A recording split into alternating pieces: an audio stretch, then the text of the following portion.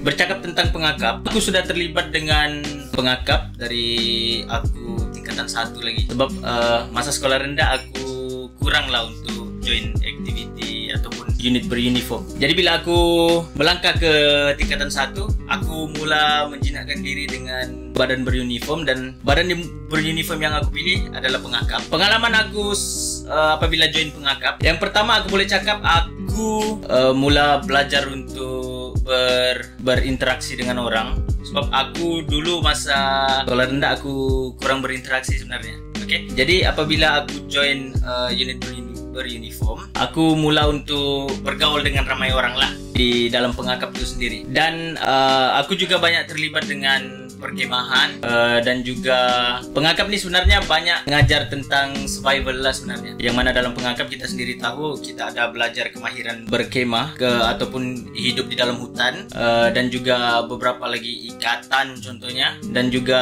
simbol-simbol ataupun tanda-tanda yang perlu kita gunakan apabila berada di hutan. Apa yang perlu dalam diri seseorang untuk menjadi seorang pengakap? Bagi aku, yang pertama adalah sifat ataupun semangat berkumpulan lah. Macam yang kita tahu dalam unit beruniform juga kita gaul dengan orang, dan kita tidak boleh pentingkan diri. Sebagai seorang pengakap, itu yang bagi aku pertama yang sangat penting adalah semangat berpasukan. Kita dididik untuk saling bantu-membantu antara satu sama lain lah dalam unit beruniform.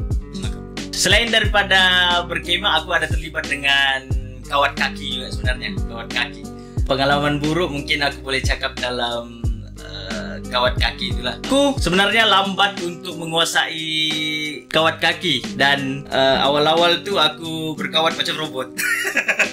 Aku berkawan macam robot. Jadi aku punya guru macam mengutuk-ngutuk lah. Di situ aku malu lah. Okay, kawan macam robot. Dia bilang, apa kau ni? Lain kali kalau ini berhentilah kau jadi orang. Dia bilang gitu. Dia olok-olok lah aku. Di situ aku mula untuk belajar bersungguh-sungguh berkawat, dan akhirnya aku dapat join pertandingan kawat kaki. Dan di situ kami dapat nomor juga lah, tapi bukan nomor 1 lah. Dan itulah pengalaman yang buruk, tapi itu juga yang mengajar aku untuk berkawat dengan betul.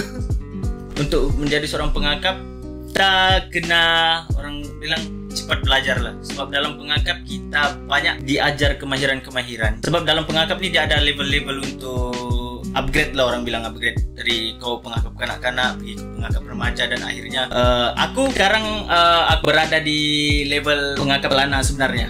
Pengakap pelana. Dan sebelum menjadi pengakap pelana, kau ada di uji lah.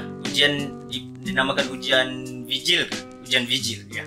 Ujian vigil. Jadi di situ kita dikehendaki untuk menguasai beberapa kemahiran mengikat, dan kita akan ditugaskan untuk menyiapkan buku log lah. Buku log tu macam buku kemahiran-kemahiran. Kita perlu isi di situ, dan apabila ujian berlangsung kita akan diuji semula macam ikatan-ikatan apa semua kan. Pengakap juga mempunyai, orang kata, agak dia punya kebaikan agak sama taraf juga lah dengan badan beruniform yang lain. Jadi banyak kemahiran-kemahiran yang dapat dipelajari juga di dalam pengakap. Jadi di situ kita tidak perlulah memandang rendah kepada unit beruniform pengakap.